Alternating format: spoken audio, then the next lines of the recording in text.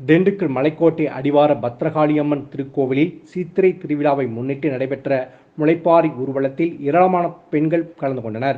சனிக்கிழமை இரவு 8 மணி திண்டுக்கல் மலைக்கோட்டை அடிவாரத்தில் அமைந்துள்ள அருள்மிகு ஸ்ரீ பத்ரகாளியம்மன் திருக்கோவில் இங்கு சித்திரை திருவிழா கடந்த 11ஆம் தேதி கொடியேற்றத்துடன் துவங்கியது. திருவிழாவில் கரகம், ஜோடித்தல், பூக்குழி இறங்குதல் உள்ளிட்ட நிகழ்ச்சிகள் நடைபெற்றன.